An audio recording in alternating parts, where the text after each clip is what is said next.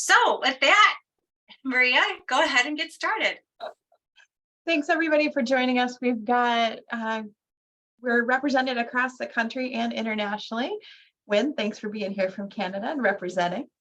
It's good to see everybody here. As Candace mentioned, I did just return from Europe doing a river cruise after the River Cruise Expo, which was actually a fantastic opportunity to get to do ship inspections with 6 different cruise lines on 9 different ships and get to touch and feel them and see how they're a little different from each other and how they all work together. So as Candace mentioned, she's based in Michigan. I'm based here in Florida, but we work with everybody all over the country and internationally. During COVID, when we met, we actually did a lot of online conferences, webinars, etc. So we have gotten to know our counterparts on the ground and in country all over the world, which makes it an extra layer of peace of mind, if you will, for our clients when they are traveling around the world. So any language barriers, whatever, that's covered. You can always reach out to us, but for something more immediate, we do have somebody on the ground for you. How to find us? We have 2 different Facebook groups. We have an Eat, Drink, and Travel and Eat, Drink, and Play Around the World Facebook groups. Candace has the Eat, Drink, Travel Detroit. The one in Tampa, I have been slammed and have not been able to keep up with that, but I hope to revive that pretty quickly. So without further ado, you're here to find out about river cruises. Just a quick show of hands.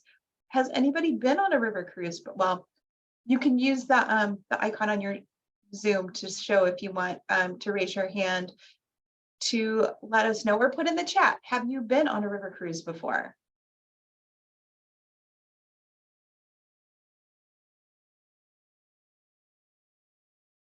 All right, doesn't look like anybody has. Okay. I think Wynn said yes. Wynn said Wynn, yes. Yeah. Mm-hmm. Thanks. I can't see everybody's icons with I'm sharing the screen. Yeah, I got it. Yeah, looks like. Thank you. Mm-hmm. All right. So how many have been on a big ship cruise? So Mark has been on a Danube cruise, or Mark has a Danube cruise booked for 2024. So wonderful, wonderful. Is it where is it starting from? Germany. Well, a pre-trip to Prague, then Germany down all the way to Bulgaria. So it's a 2-week cruise plus a pre and a post. Nice. Wonderful. You're doing the upper and lower Danube. That's going to be a lot of fun. Yes, I think so. Yeah. So, okay. So tonight, unfortunately, I'm only focusing on the upper Danube, which is what I had just done. I do want to do the southern Danube. That is on my list. And Wynn, I think that's the one that you're doing, right? You're going to be doing both as well.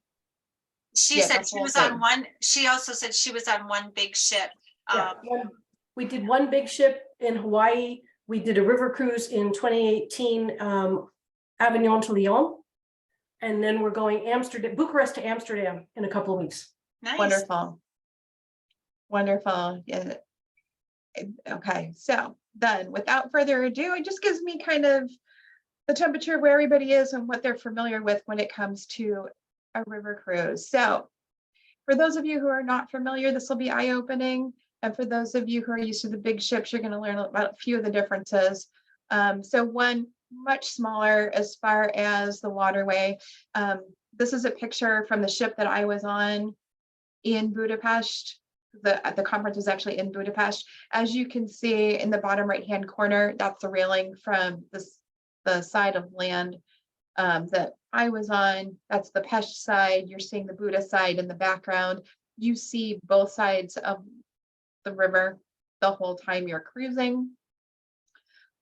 It's a more intimate experience with fewer passengers. So most of these ships only accommodate up to maybe 200 passengers. And I say maybe because it depends on the cruise line with the number of passengers that they have. This particular ship that I was on, the Amaviola, we had 120 passengers. And it was a good amount of people. We never felt crowded. There was more than enough room for everybody. And it was very, I don't know, for those of you who don't want a lot of noise and entertainment all the time like the big ships have, this is perfect. You get to spend a lot of time on shore, experiencing what the cities have to offer, and then you come back and can relax on the ship. So, And Maria, the cruise line, you walked through 4 different river cruise lines, but you actually did the actual 7-day cruise with the AMA Waterways group, correct? Yeah. Correct. Actually, I was on 6 different ships to Okay. do inspections, but I did cruise on the Amaviola. Yep. Right, which So- their sister ship is the Amabella, and they both just recently got restored. Refurbished, Yeah, refurbished. Yeah, redecorated. yeah. Okay.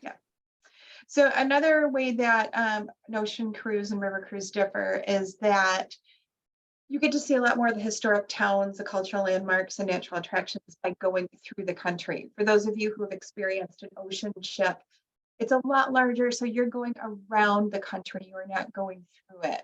The ship's just a bit. And what's nice about these is it allows you to experience the old trade routes. When you think throughout history, goods were transported along these waterways. So you're actually going through the same route that a lot of the products did at that time. Immersive experiences with a focus on local culture.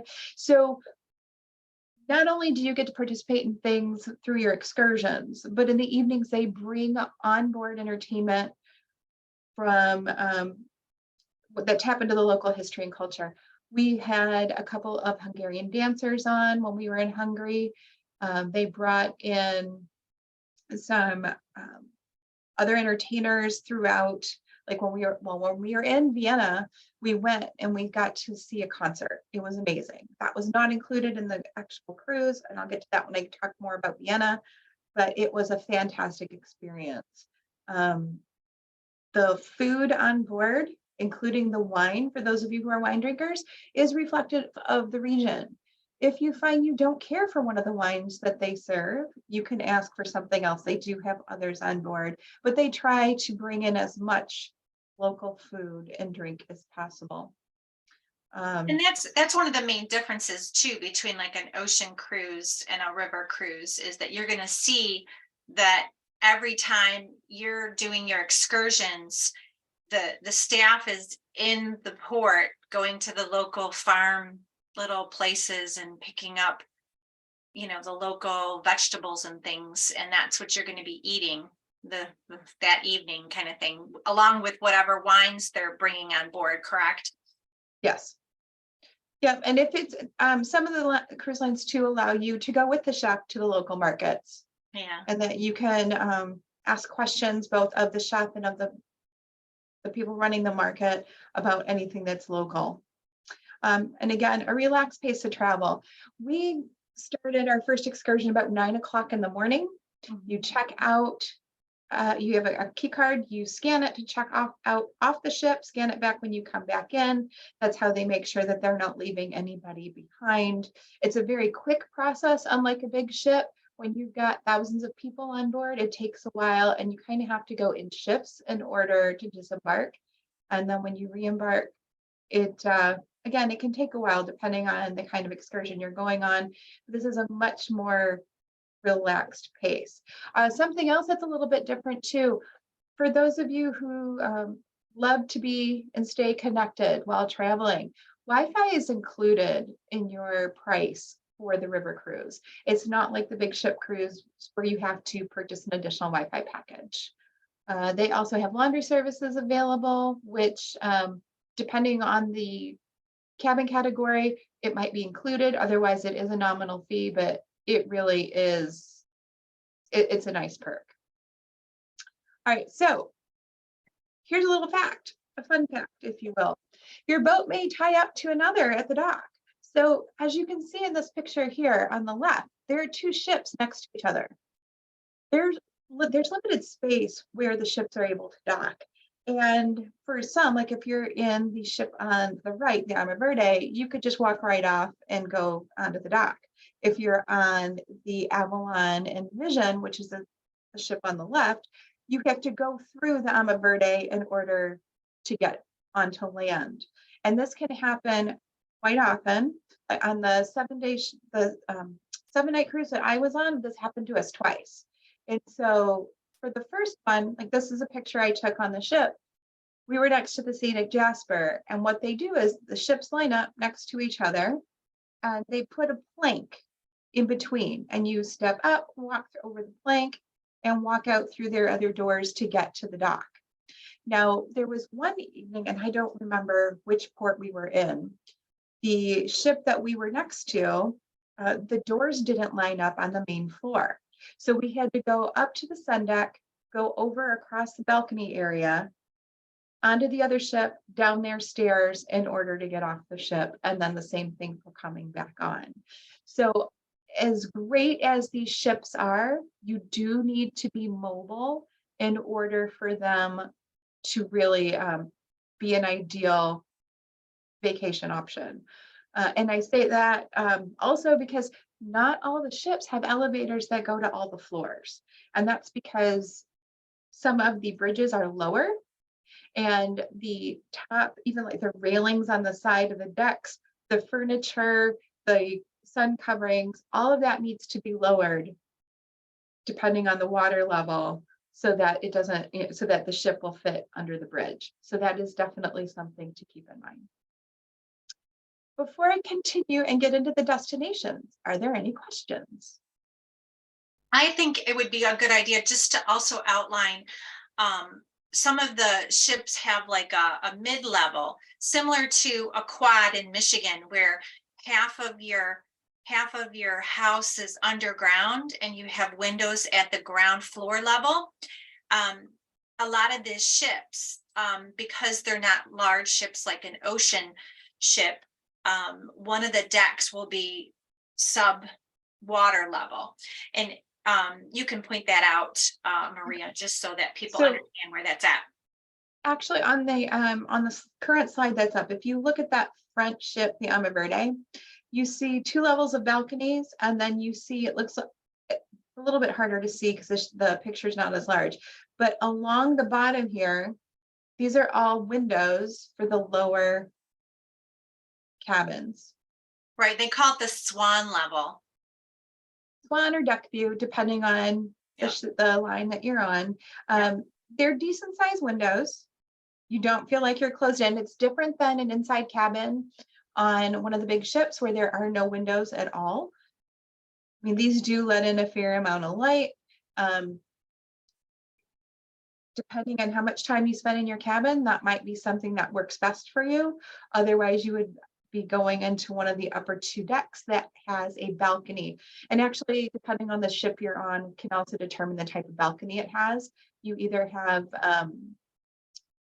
a French balcony, which means it's not a walkout balcony. That means that it has a large window, usually will open from the top down, and then you have your railing, if you will, that acts as a center point. It's all glass, so you have a full large glass window, but only the top comes down and you're sitting right in front of the glass as a balcony. Some have a walkout where you have a sliding glass door and can actually step out onto a deck area. That makes sense to everybody? Have I lost anybody? Yeah, I think you have pictures too of that later on, so.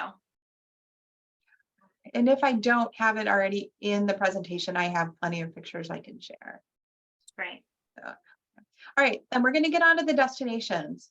So the Danube River is pretty long. And again, depending on the cruise line that you're on, it's going to stop and start at Budapest for the Upper Danube, or up northeast, if you will, up into the Vilshofen, or even Nuremberg. Or if you're doing multiple rivers, it could even be up as far as Amsterdam, starting on the Rhine and coming through. So this just gives you an idea of what some of the ports of call are along the Danube. And so I've got little arrows pointing out where I will be talking about in the next few slides. So starting in Budapest, that's where our cruise started. And as Candace mentioned, the cruise that her people are on in September are also starting in Budapest. So this will kind of be along the same itinerary, same type of stops for that particular cruise. I've got a Christmas market cruise that's actually going to be doing the opposite of this itinerary, starting up here in Vilshoven and coming down here to Budapest when it ends. So Budapest, for those of you who have not been there, it's made up of two cities, Buda and Pest. They became one in 1873. It's pretty interesting the way that they have everything structured. This, for those of you who aren't aware of this, this is the Parliament building, and this is on the Pest side of the river. So all the commercial industry is on the Pest side. So your restaurants, your hotels, your shopping, all of that is there. The homes primarily are on the Buda side. You do have a few additional things that are on the Buda side, but the majority of all the commercial industry is on the Pest side. Bridges. They have architectural wonder with the bridges, not just the actual buildings. There are 8 different bridges that connect both sides of the river, and they're all a little bit different in how they're structured. And it's really neat too to see them at night, all lit up. Buda Castle. Buda Castle is actually on the Buda side, and it's a very big sprawling property, and we got to see some of the gardens as well. Now granted, it was March, still somewhat winter weather, so nothing was in bloom yet. However, the grounds were still pretty amazing. And with the castle, what I found pretty interesting is that you go through a museum before you actually get to the castle portion once you've gotten into the main building. And it's several floors high, lots of great things to see. I do have more pictures on that as well, but it was one of those, how do you pick and choose what to use for a highlight? That's why you have to go. Exactly, exactly. So Budapest also has a really neat market. For those of you who are into farmers markets, this is a phenomenal opportunity to go check out the local foods. You have meat markets, cheese markets, there are bakeries, you have produce stands as well, liquor stands even, all throughout the main level. This one is 2 stories. The upper level has all of your souvenirs. So they have local, they have artisans from all over the country. You have ladies who have done embroidery on shirts. Those are a little bit pricier because again, those are handmade or hand designed, I should say, but phenomenal to look at. It's very delicate, very ornate. You have a lot of purses that were brought in from Italy, which I found very interesting. Leather purse stands, probably at least a third of the stalls had that, which really surprised me. And you also have eateries upstairs as well. And we're not talking about actual places, sit down restaurant kind of eateries. We're talking about you walk up, you order, and you trying to find a space along the wall to eat.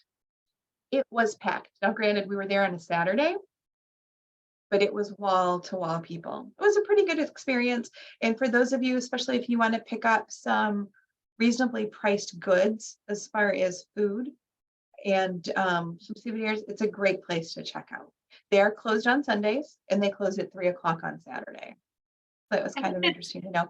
That's a good point to bring out about a difference between ocean cruises and river cruises is, let's say you find a bottle of wine or you do a tasting while you're in one of these markets. There's no issues, right, Maria, with bringing that bottle back onto the ship Correct. and enjoying it, right? Correct. There's no issue whatsoever. You know, you don't have anybody policing your bags or anything and not allowing you to bring that on like you can on some of the bigger ships. Yeah, a lot ocean cruises, not on your life. They don't want Well, you. but again, though, you know, they want you to buy those drink packages. Now, just depending too on the river cruise line, as far as your drinks. So on the Amish ships, you have a coffee and tea bar that is open all day for you to, you can drink as much coffee and tea as you want, no problem. They have a signature drink every day that's available during their sip and sail, and that is an hour before dinner. That is included. You have beer, wine, and soft drinks included in lunch and dinner as well. If you want that outside of those hours, though, it is an additional cost. So Right, just I want to because- make sure that that's, Right, because Yeah. they mention know that. that the majority of the people that are on the river cruise are out during the day experiencing the excursion, so, exactly. yeah. Exactly. So just a couple more in Budapest. So Budapest is also known for its thermal baths. So they Budapest sits on a geological fault line, and because of that, it has quite a few opportunities to enjoy the thermal baths. This one is one of the most popular ones. I am most likely going to butcher the name of this. It is the Sasheni bath, I think is how it's called. But don't quote me on that, and I apologize if I have offended anybody with my pronunciation. So, but again, very popular. Bring a swimsuit with you. It's open all year. And this is a picture actually that one of my colleagues took. I went on a walking tour instead of going to the baths. This is one of the options you have too as an excursion with Anna. But Did again, you know, Did what do she you tell want to you how warm experience? it was? Because she was in it, right? Yeah, she was in it, and she said it felt like bathwater. Oh, good. So that was the next time I go, I'll need to do that. So we'll be in Budapest on Saturday. So the market closes at 3. So Yes. yes, yeah, you guys are gonna have a full day though before you actually leave. So explain how that works, Maria. And she's talking specifically about an AMA Waterways cruise because But actually, it everybody's works similar with most of the river cruise lines. So you come in, usually like with a hotel, you have check-in at 3 o'clock. Same thing with the river cruises. However, if you get there early, so because you're traveling most likely overnight from the States to Budapest, yeah, you get there early, you can drop your suitcase off on the ship and go explore. And actually the market is pretty much right across from where the docks are in Budapest. And it makes it very nice and easy to walk over there. We were talking like not even a 5-minute walk. It's very close. They do close at 3. Now, the one thing I will say, these are winter hours, and I'm not sure when the hours change over. So it could be open longer in September when you guys are there. And that is something that we can check on. Right. Just Yeah, off the top of my head. the I'm time not sure. frame, Debbie was asking the time frame that you experienced this particular cruise, and that was in March, Yep, I was there. which is still winter. It's still considered winter, right? So I mean, Yes. Well, yeah. yeah, we had unseasonably warm weather for while Right. we were there. Now, the first day that we were out and about sightseeing, it was cold. Yeah. And not so much cold, but windy. And that's what made it cold. Right, If you dress in layers, you should do pretty well. right. But you guys are going in September. And so for that particular cruise, you're still going to have good weather in September. You're coming Oh, out of the absolutely. heat. So Yeah. it's going to be it'll be different. Absolutely, yeah. Okay, so Yeah, and that's one of the best times to go, is late spring or early fall, because the kids are back in school and it's not as crowded. well, but okay, actually, there were it was busy. Well, So- 2023 is an anomaly. We have to talk Well, about that. 2022 was, 23 is, I think 24 is going to be as well. Yeah, we've all been pent up. Well, because I will say throughout, it was just busy throughout the entire trip. And I'll explain a little bit more about that as I continue. One more thing I want to point out about Budapest, they have what's called the Wall of Shoes. And this is a memorial of a long row of shoes. These are life-size shoes. They're not just like recreation. These were cast from original shoes. And it's a reminder from the Holocaust because unfortunately, during World War II, one of the ways that the Nazis were trying to control the Jewish population there, they didn't have the concentration camps right there to send people to. They lined people up along the river and shot them. And then they threw the bodies into the river. And so this is a memorial to remember what happened. And the reason they used the shoes for this is because everybody who lined up to be executed had to remove their shoes, because their shoes then were reused by others. So it was a very sad and dark time in history, and very unfortunate, but this serves as a reminder to everyone. Sorry to end that part on a somber note, but it's one of the most visited areas in Budapest. Any questions about Budapest? Well, I guess I'm trying to understand the days we're gonna be in Budapest. And it seems like the 10th is a Sunday. Okay. And the 9th is a Saturday. So are things going to be closed on a Sunday? There's actually quite a bit open on a Sunday. What we did, because ours was the same thing, our first day of our cruise technically was that Saturday. And again, it officially starts, if you will, at 3 o'clock on Saturday when you can get into your cabin and whatnot. You have that rest of the day to explore. Now, Vasi Street is not very far. It's a very easy walk from the docks, and that's more of a commercial row. Everything's open. There are restaurants, there are souvenir shops, there are, if you like, there's a couple of pharmacies. Now, their pharmacy is different than what we're used to here as far as a pharmacy like a CVS or a Walgreens. Their pharmacy is strictly a pharmacy. They have what we would consider more of a drugstore setting as a convenience store. There's at least one that I can remember right on the main part of Vasi Street. Lots of eateries.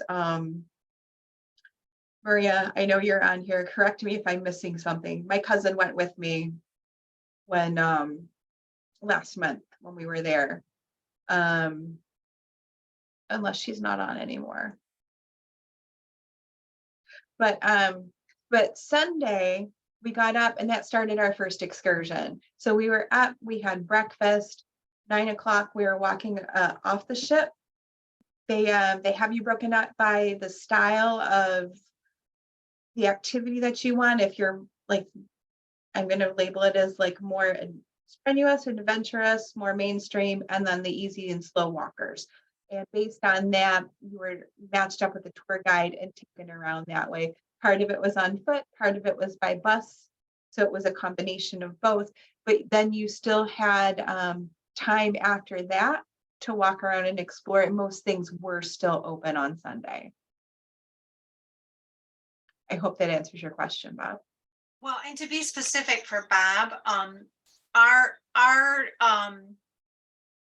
cruise in September, which is the 10th through the 20th, it starts with an overnight in a hotel, and then embarkation day isn't actually until the 11th. And so that would be a Monday. Okay, so one of the things that I would suggest then, we also, because I went in early before the expo, and we did a hop on, hop off bus tour. I highly recommend that. Now that's going to overlap a little bit with what you might see on your first day of touring with AMA, but it's a great way, number one, to get acclimated with the city.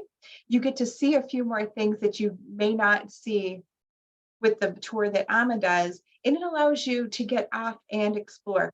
That we weren't sure what all we were going to get to do and see while we were there, because the 14th of March was like their Independence Day.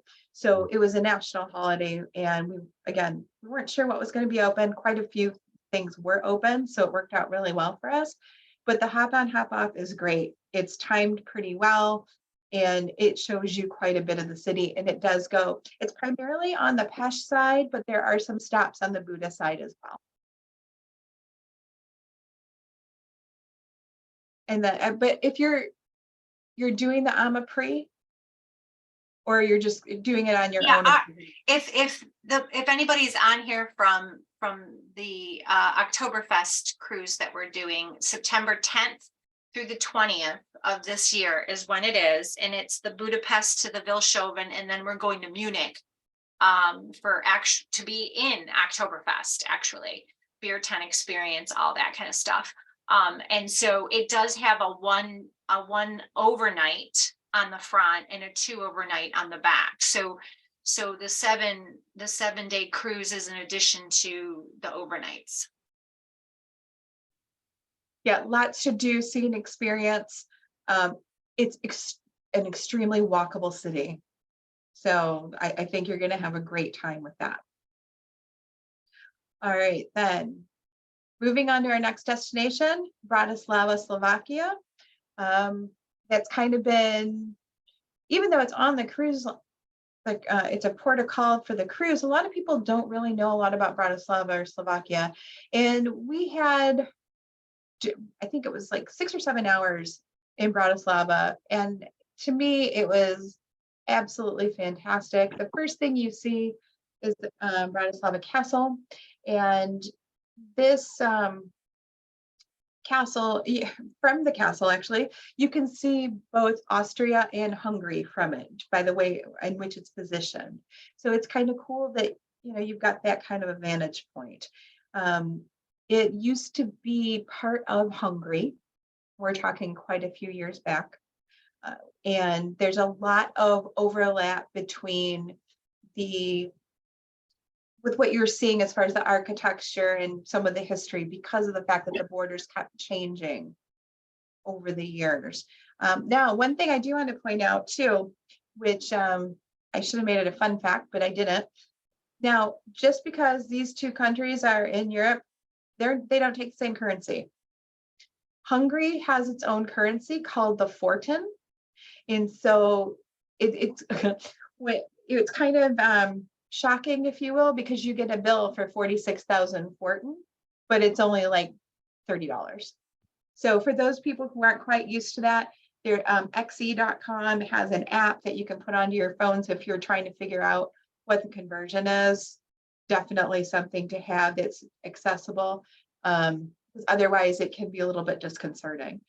But I wanted to make sure I pointed that out, because even though, this is going to be after your first overnight on the ship, as far as once you start sailing, you're in Bratislava. To me, it's a very quaint town. It's not huge by any stretch of the imagination, but there's a lot to do, see, and experience there. Another thing that you'll see is St. Martin's Cathedral. We had a little bit of rain that day. As you can see, it was a little dark and cloudy, but it made for some good contrast for the pictures. I took this, we were still across the street next to the Danube, looking into where the cathedral was. And we did walk closer to it throughout. And it's from the 15th century. And it's actually got a replica of the coronation crown at the top. It's which I think is kind of cool with the dark clouds right up here, because because it's gold, it does stick out nicely with the contrast. Okay, so you have a big square area through here, and this building here is where the mayor of Bratislava is, and it's pretty cool because around it are embassies. So you have a church that's right here on the left when you're looking at it. And you have some stores here on the bottom right, and above it are actually the embassies. So this part of the building here was green. As it continues on around to the white, to the right, the buildings change color. And there's another kind of creamish colored building, and then a white building. And actually right here, that's the Greek embassy. I thought it was kind of cool being Greek and all. I got to see an embassy while I was traveling. That's another one of our connections. Every time Maria and I travel, we always take pictures of the Greek embassy. Or whatever Greek things we find. Yeah, my husband's Greek, so. Yeah, but underneath though, in the bottom levels, you have stores, which is pretty cool. It's a complete mixed use kind of building. Now, something else that's really interesting about Bratislava is the statuaries. So this is actually it's a famous statue. It is actually in the ground like this. It sits right on top of the cement, I guess I should say. And it's one of the most photographed statues in Bratislava. And there are, you know, they kind of question about what it was for. A lot of people are saying that it's just a worker taking a break. Some people will say that it's a reflection from when communism was strong there and people were taking to the streets and going underground. It's just depending on who you talk to you'll get a different story. But there are a lot of different statues all around that you'll see people getting their pictures taken with. They have a statue sitting on a bench that is back in the in this plaza area that's a little bit farther back from where I was standing to take the picture.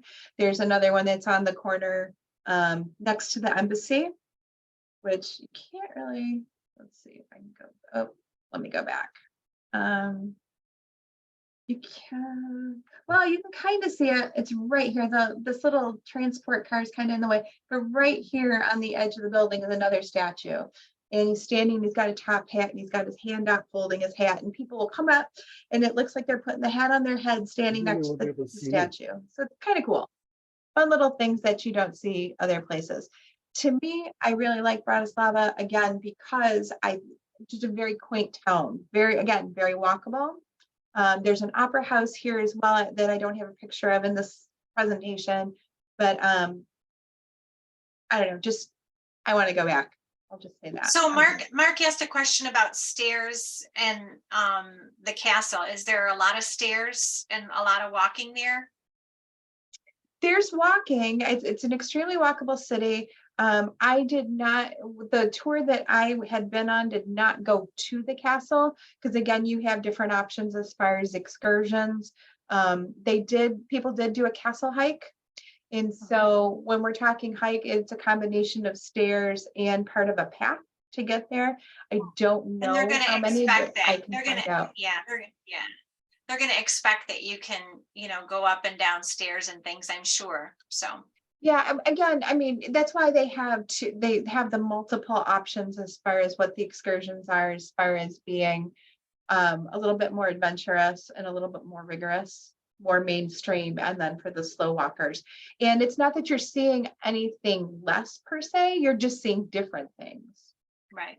Based on that. Okay. All right. Let's see here. Okay, so next I'm going to share with you one of my most favorite part of Bratislava. So we came across this little bakery. It's called the Conditori Cormuth Bakery, or pastry is what they call them there. It was so cute and whimsical. So you walk in and literally you have all in here, you have the cakes and pies and everything. But then, I mean, like if you look at the ceiling, it's all done with different figures from history. They have the clock that's here. It's an actual cuckoo clock, which was pretty cool. I've got a bunch of pictures. Well, not a bunch. I have a few pictures to share because, again, I just thought this was so quaint. So in the first picture, this is, I'm taking a picture of the counter here. This is the table we're sitting at right across from it. And then this was to our left. So this was the doorway going into the other room. And you can just see how ornately carved it is. And it was so, to me, amazing to see. You don't see work like that anymore, and literally kind of taking a step back in time with it. Again, so this is one of the composers. They have people from history on the walls, on the ceiling. It was just very whimsical. Here's another piece of this was a window covering that was carved out of wood. This was in the next room over from where we were sitting. And then as far as the kinds of desserts that they have, you've got the different china pieces. This is it was a pistachio type cake that my cousin had with a coffee. I don't know, to me, it was a nicely laid out, tasted good too, no complaints. This was mine. I'm a tea drinker, so I had my tea with honey. And this was, I don't know how many of you are fans of baklava, but it was a baklava style cake. So it was a little bit too sweet for me, but still very good. before I continue, any questions about Bratislava? I don't think we have anything in the chat, so we're about at about 8:50, so we can do a time check. Do they all accept euros or Oh, Bratislava takes euros, yes. But even if the country doesn't use euros, they'll accept it, but they'll give you back change in their money? Is that the way it is? I mean, because we've been. it depends. Like in Budapest, they really didn't want us using euros. They prefer you to use a credit card over using euros. Oh, Now in Prague, in the Czech Republic, they will take both. Mhm. But it's a higher markup with the euro because they then have to exchange the money. So you'd be getting more value for your money by using a credit card. do the taxis? I'm sorry? I'm just thinking coming from the airport to Budapest, do they? Yeah, okay. So one of the things that I've learned about, especially you want to check with your local bank first about changing and getting some money in the local currency. The usual turnaround for a bank here in the States, and it'll vary a little bit bank by bank, is usually anywhere from 2 to 5 days. And every taxi I was in, everywhere in Europe, they took a credit card. Credit card now, okay, that's the only. Yeah. Yep, they take credit cards. Smaller, I'm wondering about the smaller cities like that. Because we had some difficulty in smaller cities when we were in Europe, but the big ones. Yeah, the bigger Like, cities, you won't have an issue. And actually what was interesting about, because I went to the Czech Republic after, and our taxi driver had 3 different credit card machines. One that could process US dollars, one that could process euros, and one that could process the Czech krona. There you go. So it was interesting. All right. Yeah, everything about the restaurant was just fantastic. All right, I Where are we apologize. headed next? I've been a little bit long-winded. We are now going to Vienna. All right, so Vienna, and I will speed it up a little bit. St. Stephen's Cathedral is one of the main points of interest. It is amazing both inside and out, and it is a huge draw. Now, I will say, where I was talking about how Budapest was a very walkable city. I mean, Vienna is too, for the most part, but Budapest, Bratislava, hugely walkable. I would, Vienna, you're a little bit further away. We did a bus tour of the city before we got to like the city center, if you will. So not everything is there. So like their parliament building was not in the city center. So for this is part of where we had got off the bus and did a walking tour before getting back on the bus to go to the city center. So very neat to see though. It's just very spread out. This was one of the palaces and I forgot the name of which one. But again, the gardens were gorgeous for being March, not in the city center, a little bit further out.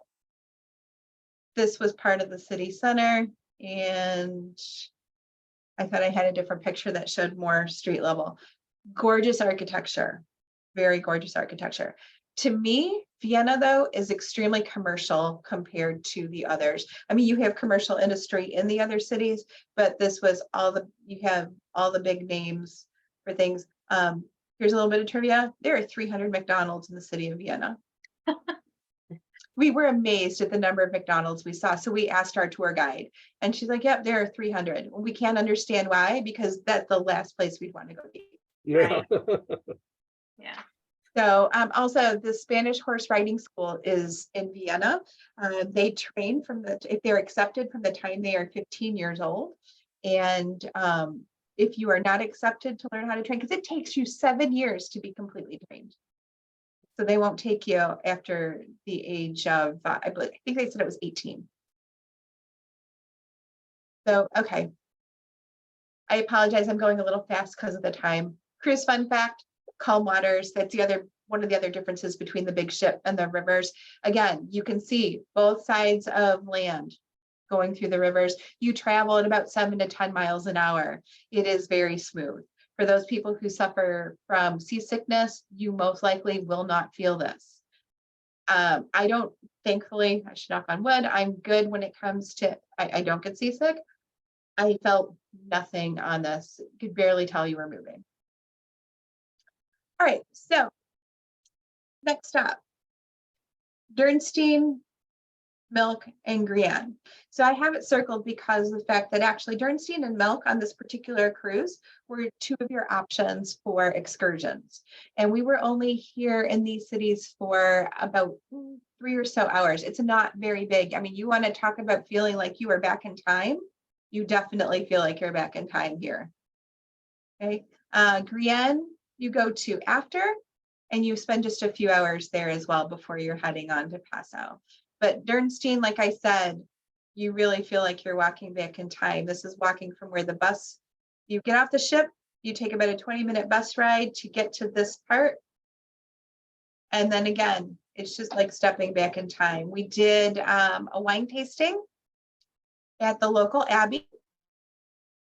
And they have apricot liqueur and other apricot delicacies. They have like a jam, and they have gummies as well. And they also do what it's almost like an apricot moonshine.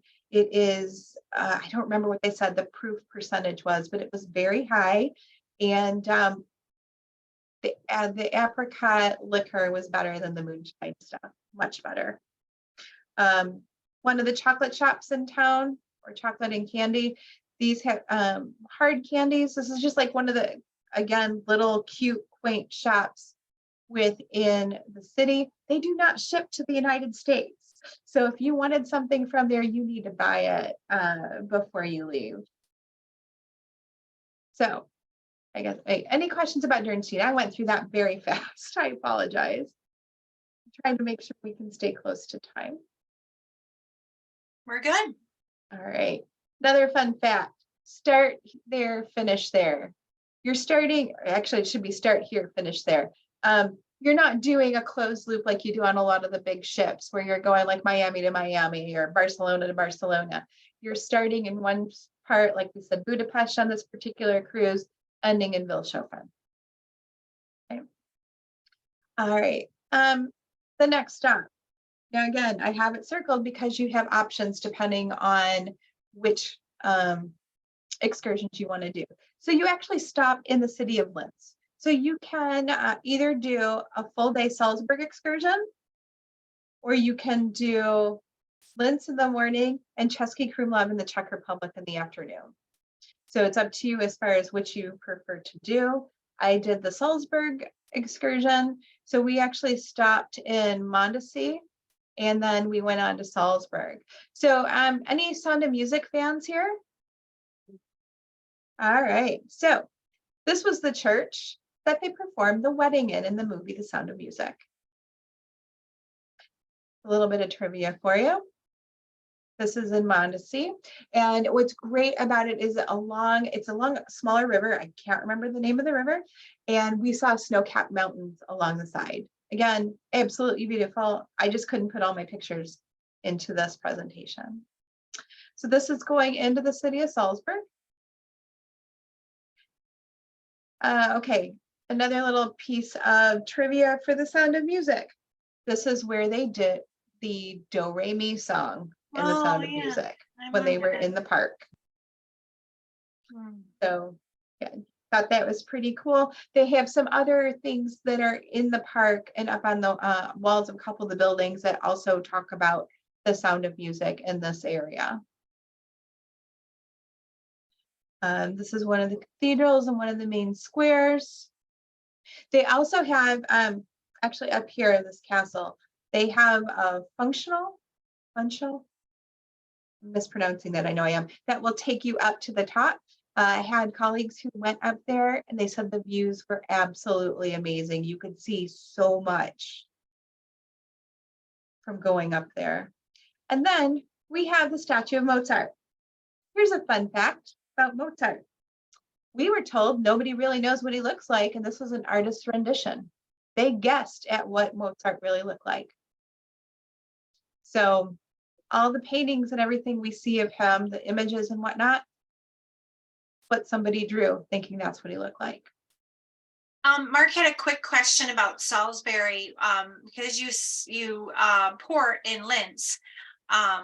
You go to Mondesi and then you go to Salzburg. So what was the amount of time? Because you stopped and then went, right? Right, we went to Mondesi first, so that was about a half hour or so to get to Mondesi, and it was another hour to get to Salzburg. Okay. That's why it's an all-day excursion. And that's why a lot of the river cruises make you choose between the one or the other, because they pair, you stop at another place Right. before you get there, so. Exactly. Now, one of the other excursions that you could do, like we said, was Linz and Chesley Krumlov. And I went to Chesley Krumlov after, so I have some pictures that I can share with you, and this would be an optional excursion for you. What's really cool is the architecture here. They do have a castle there as well. And this is from actually up in the castle overlooking the town. But you have to remember, if you are hoping you can do both, you can't do both. You have to do Correct. the one or the other. And that's why they want you to come on the river cruise again. Yep, so you get to do the things you didn't do before, or you can do it as an add-on, like with Candace's cruise. I know you guys are doing Munich after. A lot of people will do the Czech Republic after as well, ending in Vilshofen. It's without stopping, it's about a 3.5 hour drive to Prague, but we stopped. So we had a driver pick us up, take us to Chesley Krumlov. We were there for about 3 hours, and then we continued on to Prague. And so again, this is just another picture from being up high in the castle and overlooking the town. Very quaint, a lot of ironwork. And so we would see different styles of ironwork on different windows. It was just amazing. And actually too, I have a lot of pictures, which unfortunately, again, I didn't include in this presentation, of the doors. European doors are just fantastic. And if anybody does want to see them, please reach out. I'm happy to share additional pictures. Again, okay, so this is one of the cute little shops. And what's interesting about Chesley Krumlov is when you go and you walk through, this is all painted on. Oh, They cool. did not have the money as a city back in the day when they first formed to be able to hire the artisans to do all the masonry work and to make it appear like you saw in other cities. But they keep touching it up. The paint keeps getting retouched. This is a UNESCO World Heritage Site. And so they keep true to tradition every so often, as whenever they deem that the buildings need to be repainted, to paint the stonework. Kind of a neat little fun fact. And on the side of the castle, we found an actual working sundial. So that was pretty cool. And again, you can see here where the lines are that would designate the bricks. Those are painted. So, okay. Amazing food is another fun fact. So this was one of my breakfasts. You had a standard breakfast menu that you could choose from, or you could ask for them to make something else for you. Anybody with food allergies, the crew on AMA was absolutely amazing. We had some very picky eaters that were on our ship, and listening to, and I'm somebody who has food allergies as well, so they accommodated me very easily. But you had some people on there who had a literal laundry list of food allergies. And again, they were fantastic in how they handled that. So these are just some of the meals from on board the ship. Mark, you're right. They cannot do the kosher, correct, Maria? Because of They do not have a separate kitchen for kosher. Yeah, they don't have the room for that. So, yeah. All right. All right. Passau, the last city, or second to last city. Passau, fantastic. Again, this was kind of small like Dürnstein. They don't have a very large population. The largest employer of this city is the university. And when the university first came in, the residents did not like all the college students being there. Now, Passau is really interesting because it actually is it's named the City of Three Rivers because there are three rivers that meet there. You have the Danube, the Inn, and the Ilz rivers. And actually, I'm going to picture here. If you can see where I am, this is the city of Passau. Oh, So, behind you is what you're talking yeah, about. behind me, Yeah. my background image. Yeah. If I move out of the way. Yeah. So again, very walkable, very cute city. Again, lots of history. This is one of their main cathedrals. In this image here, it's a square here. There's a fantastic little chocolate shop right here on the right. This was the picture I took when we were first coming off the ship. Literally everything to me, very quaint, very old worldly. Now, these buildings, again, this is a UNESCO World Heritage Site. They keep being painted the same colors whenever they need an update. And that's because it's part of their history. Back in the day, you didn't have people who could read. So you wouldn't know which buildings were for what, like what was, especially if you were new to town, which was the bar, the restaurant, the hotel, the general store, whatnot. They painted each of these buildings a different color so you would know that the bakery was pink, that the apothecary was green, that the tailor was yellow. So each color had a significance, and that's how people would learn to navigate the cities. And this is a picture of the chocolate shop.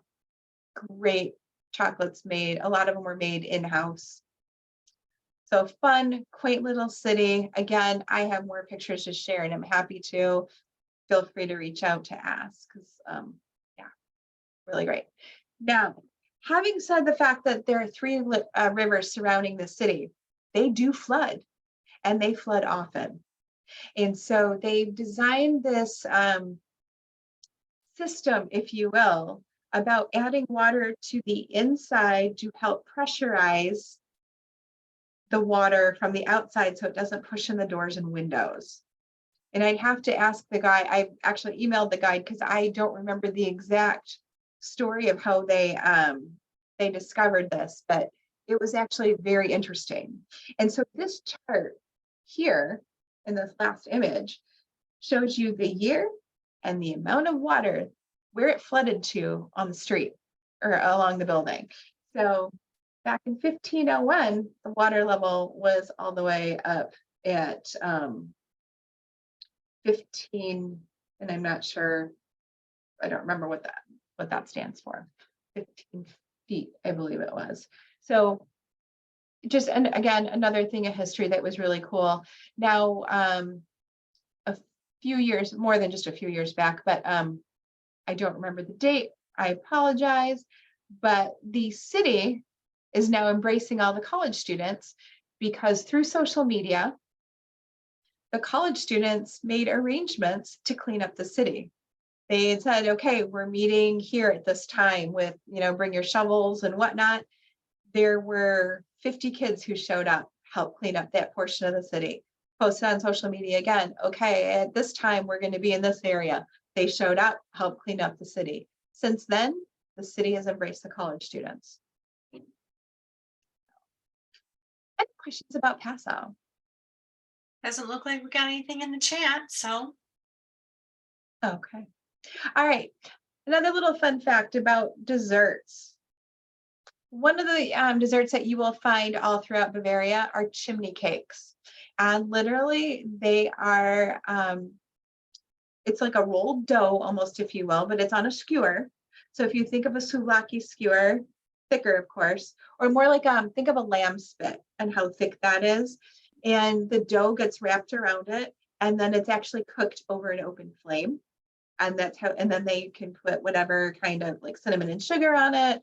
Some will put Nutella on it. Some people fill the center with ice cream. And that's how you have chimney cakes. And you find these all over. Now, when we were in Prague, we didn't see it in Budapest, but when we were in Prague, the Easter markets were in full swing. And they were selling these at the Easter markets, similar to what the Christmas markets are. Actually, same idea, just different time of year. So it's not all decorated the same. Our final stop was Wilshaven. And on the AMA cruise line, AMA Waterways, they have an Oktoberfest all year long.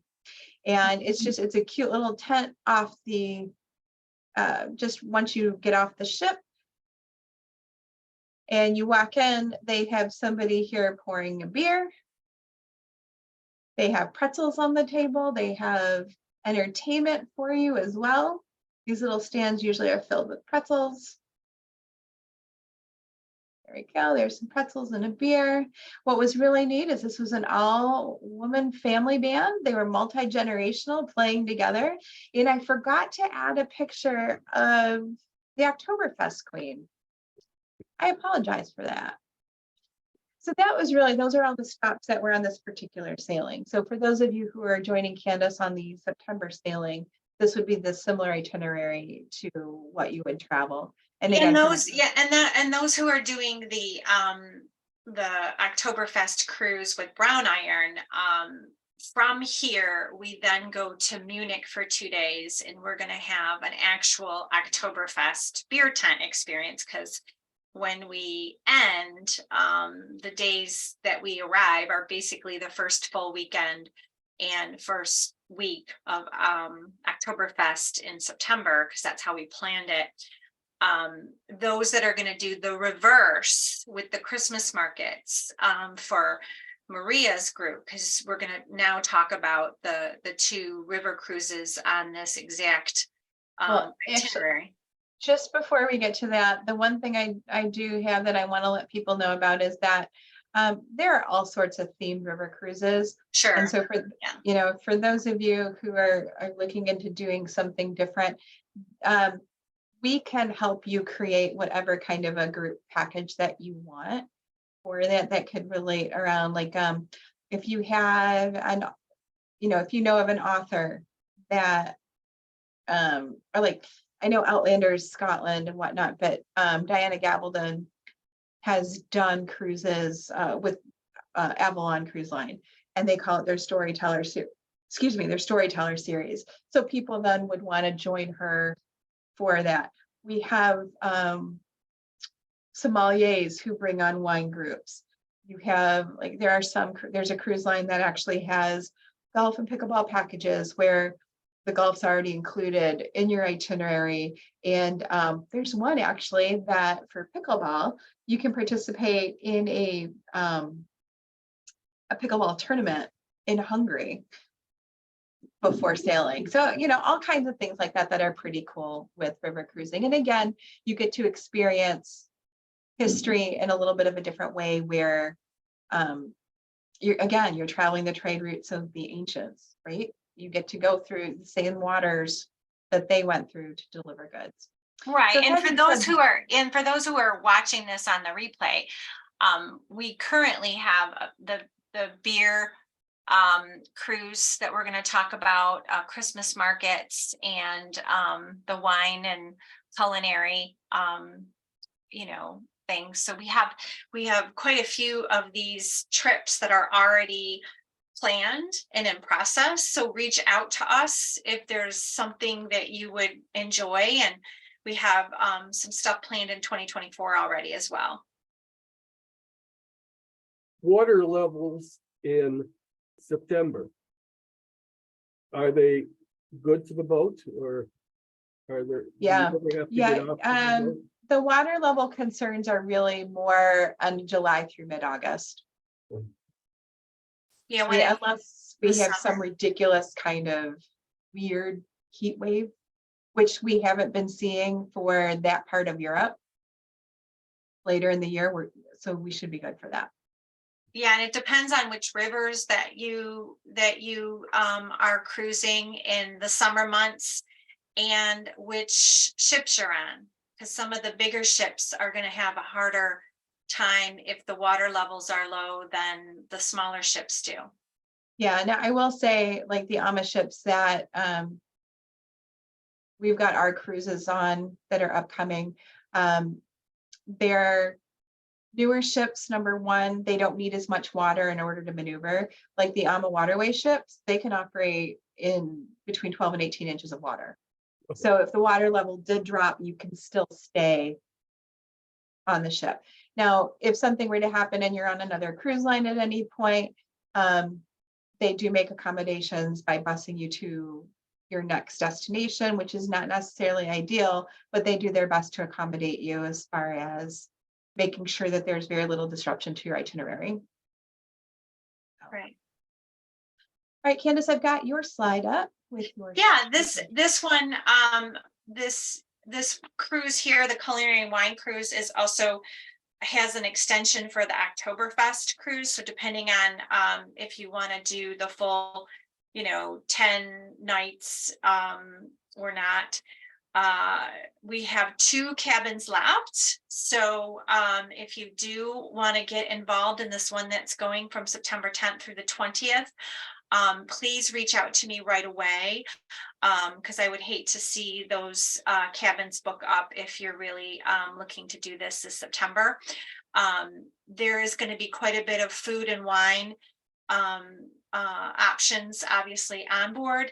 And then it's like I said, you can add the extra parts on for the Oktoberfest with the beer tent experience, because I have a group being led by Patty and Tim Eisenbraun from Brown Iron Brew House, and then I have the cruise that's separate from the pre and post. So reach out to me for that, send an email, or you can if you have your phone, you can do the QR code right there and it takes you right to the cabin options, and you can book right from the QR code.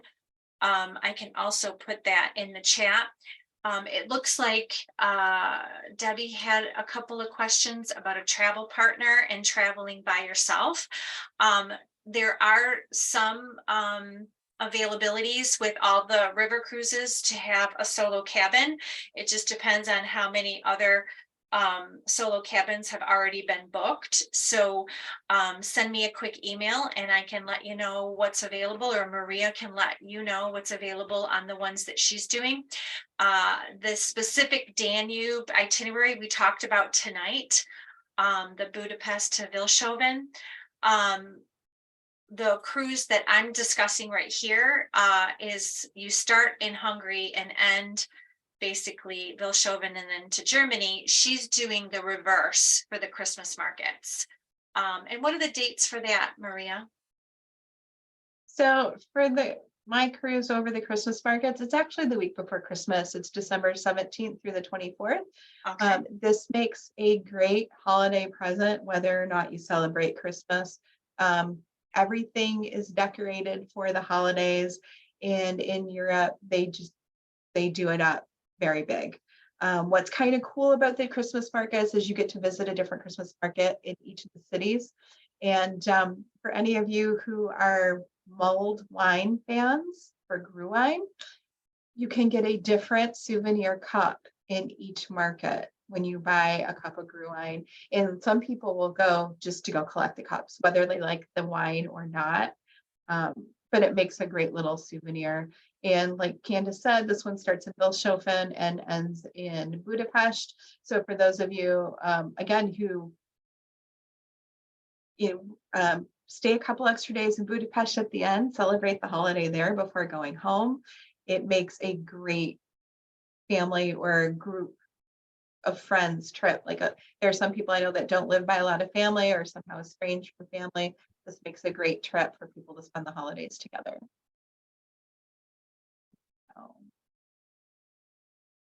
Okay. Any questions about any of the river cruise? Any river cruise even.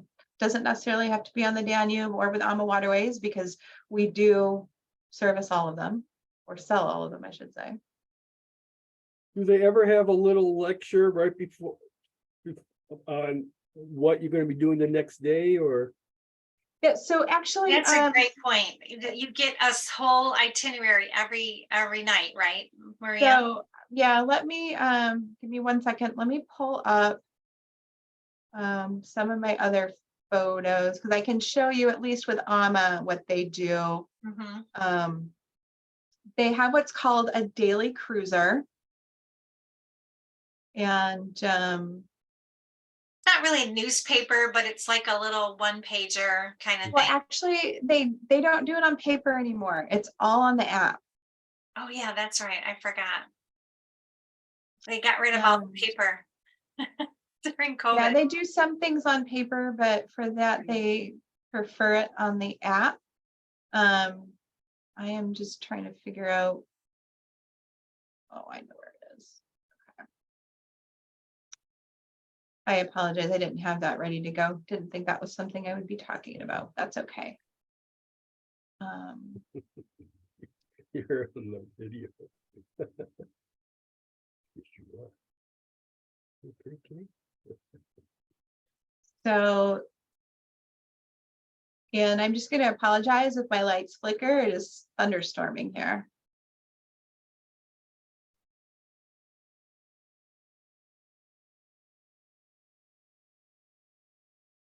I took over 2,500 pictures on this trip. So it was very difficult to go through and just pick highlight pictures. I put the link in the chat too, because some people were asking for specific sailings or specific themed trips. So if you want to just click on the link and fill out that information, Maria and I will reach back out to you once we get the information and what exactly you're looking for. Okay, I'm What going to is share the my screen. theme for brown iron? Party? It's beer and Oktoberfest, obviously. You're not just going to be drinking beer, obviously, the whole time, because during the river cruise, you're going to be having excursions and things like that. But they are a local brewery here in Michigan. They have 2 different locations. One's in Royal Oak, one's in Shelby. They are soon to be opening one in Rochester. They're waiting for other kinds of I live in Rochester. well, they're going to be right down the street from you sometime soon. I don't know if Patty's on. Well, I do see her on. I don't know if she can give us any more details about that, but I was told stay tuned, it's coming. A 3rd location. And so she's the cruise with the Oktoberfest people. We're going to be doing she's going to have little brown iron things during the cruise as well for the entire group that's going to be going for that. So it's going to be a lot of fun. All right, so just really quickly, this is, I took screenshots of the app. Like this one was for March 20th. Make that a little bit bigger. Was when we were in Bratislava. They gave you the forecast. Here's the signature drink for the sip and sail. And then they give you, I have this on 2 pictures, starting from 7 to 10:30 in the morning. If you're an early riser, they have a wellness person on board. You can go stretch with them very early in the morning. Or you can just, wake up when you wake up and get ready and go eat. But they give you a breakdown.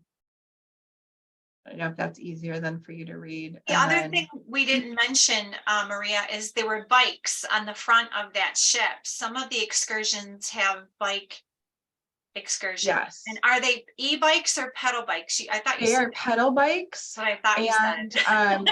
So, okay, so here's the thing about bikes. They are pedal bikes, and depending on which excursion you do, they can be a little bit more rigorous as far as the excursion. Right. So, like we had one of my colleagues that did the bike tour, or bike excursion in Vienna. So they did 10 miles. Very fast, didn't stop very much to take pictures. So if you're somebody who really wants to be able to take pictures and document your experience, you may not want to do the bikes. Yeah, the Well, bikes are for bikers. Yeah, but ask though, ask, right, what the pace is going to be like, because when they did the bike tour in Passau, it was a much more relaxed pace. So I did not enjoy my bike. I did not enjoy my bike excursion. I was being yelled at by the other people because I wanted to stop and take pictures. Oh. Then why Oh, yeah. I am know, not I a mean, biker though. My husband is a biker. Like he bikes and he's like Peloton, Oh, competitor person, and bikers tend to be like that. So know your group. And if you're a leisurely, I bike every once in a while, may not be the right thing for you. Yeah.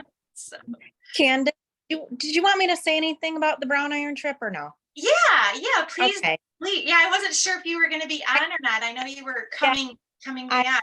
So Yeah, just have some jet lag from coming from Hawaii. So, but no, I'm Patty Eisenbraun. I'm the one that's hosting the Brown Iron trip that Candace has so diligently put together.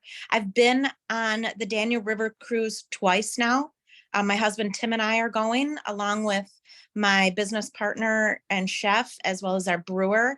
And then we've got several customers going. We're going to have some special things in your cabin each night from Brown Iron. We have people who are single that are going.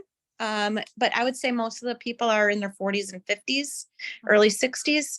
And we have my husband Tim and I have been to all of these cities several times. So we know the ins and outs. We've been to Oktoberfest. So we'll be hosting you there at Oktoberfest.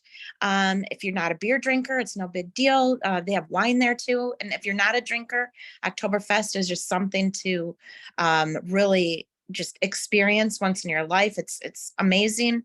And we're going during the day, so it's not going to be like a Mardi Gras type atmosphere.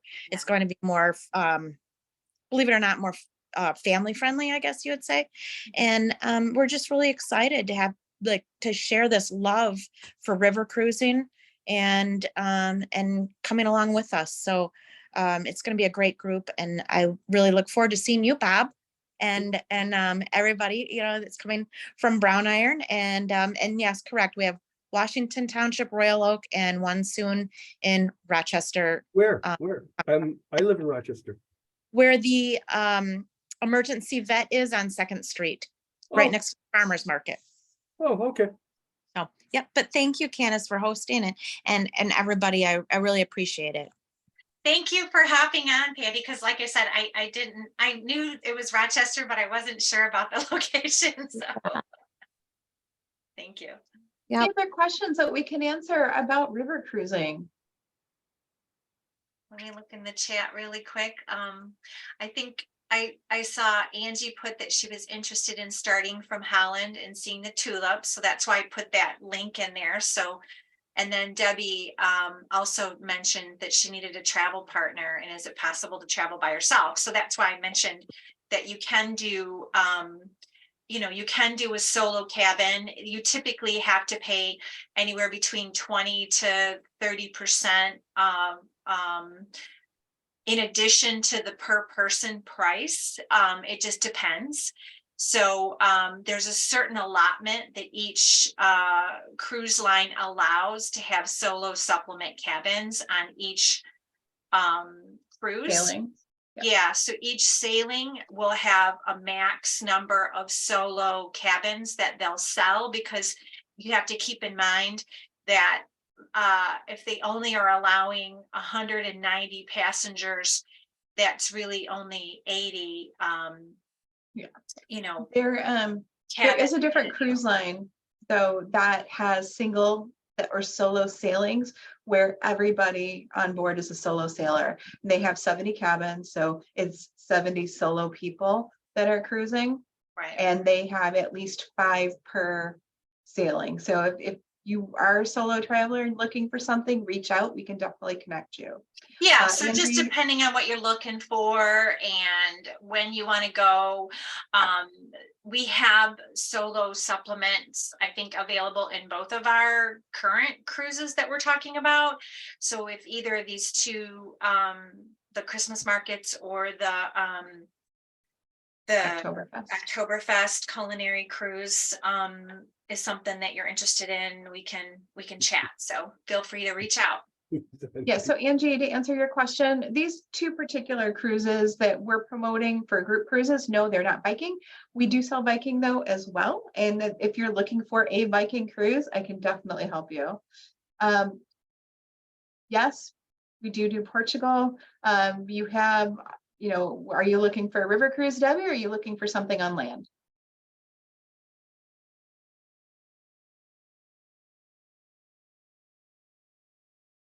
She said river, so. Yeah, we don't have a group cruise at this time for the Douro, but we do sell the Douro as well. Mhm. All right, well, great. Well, Uh, thank you. I had a question in chat Oh, that you I'm missed, I sorry. think, involving meals.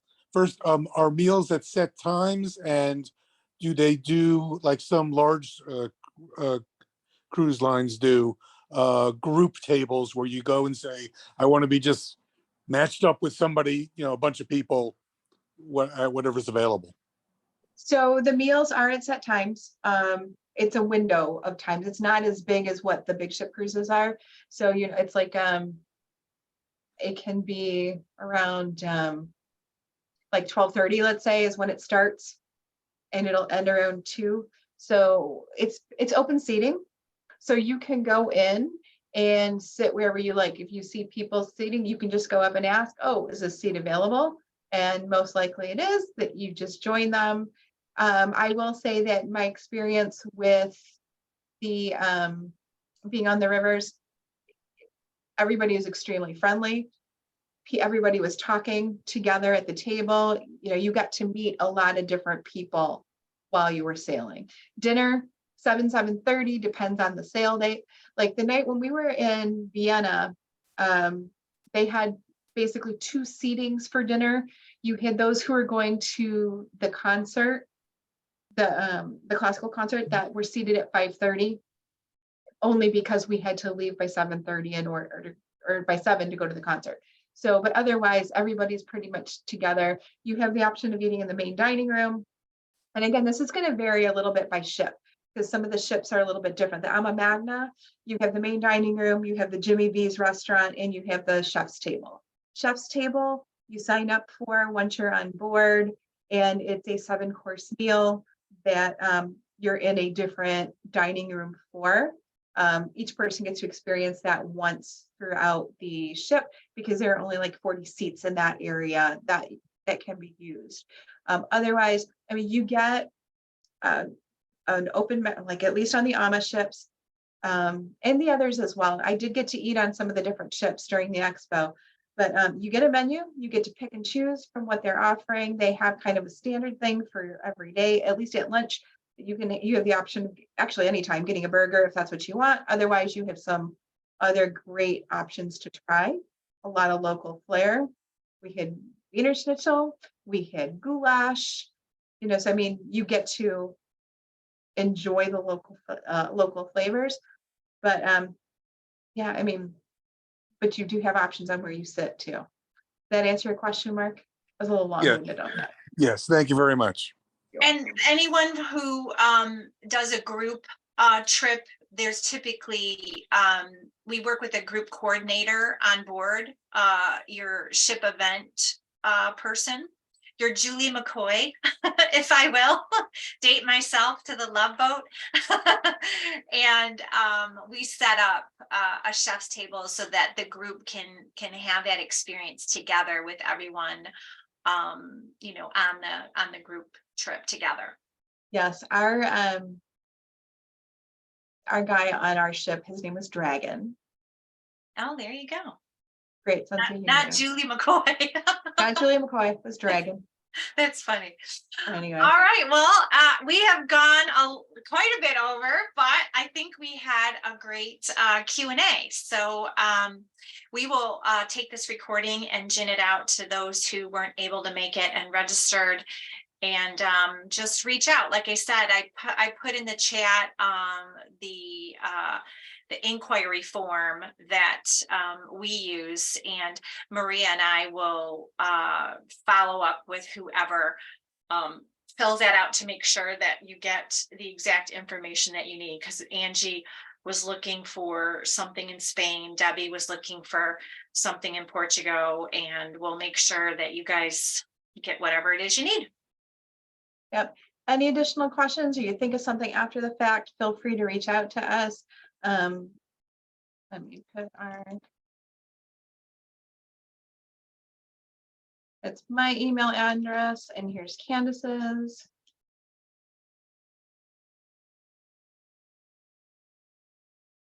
We look forward to whatever questions you guys might have. Great. Thanks again for joining us, and we will be doing hosting a few other travel nights. We have a few in the works. As soon as those get finalized, we will let you know. But in the meantime, feel free to reach out with any questions you have, and thanks for joining us. Good night, everybody. Night.